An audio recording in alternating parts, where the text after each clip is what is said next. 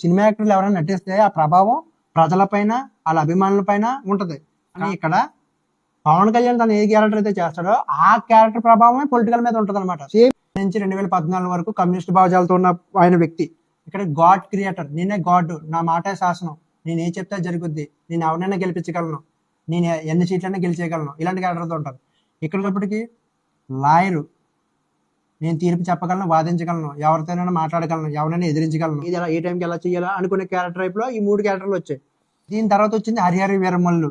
ఇక్కడ నుంచి నేను సనాతన ధర్మని, నేను ఇలా ఉంటాను, నేను హిందువుని, ఇదే వచ్చిందని చెప్పి ముందుకు వెళ్ళిపోతుంటారు. మరి ఇప్పుడు ఓజీ ప్రభావం పవన్ కళ్యాణ్ నిజ జీవితంలో సినిమాల మీద ఎలా పడుతుంది?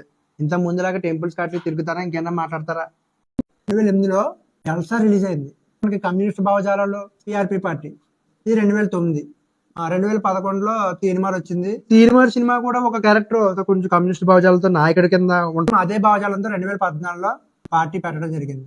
2017లో గోపాల సినిమా రిలీజ్ అయింది. అంటే ఇందులో క్యారెక్టర్ పవన్ కళ్యాణ్ గాడ్.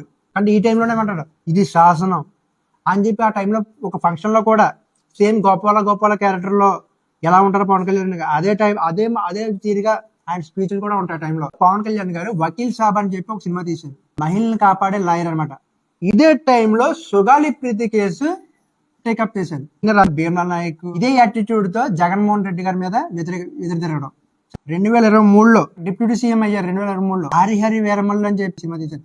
ఇందులో క్యారెక్టర్ ఏంటంటే ఒక సనాతన ధర్మం. ఈ సినిమా అయితే ఎప్పుడైతే తీశారో ఆ రోజు నుంచి 2023 గెలిచిన తర్వాత గుళ్ళకి, టెంపుల్స్ కి, తిరుపతి లడ్డు గురించి ఆ స్టేట్ లో ఉన్న అన్ని టెంపుల్స్ కి తిరగడం మొదలెట్టారు. షూటింగ్ లో యాక్టింగ్ ప్రభావం అదంతా 2023 నుంచి 2020 దాకా కనబడింది.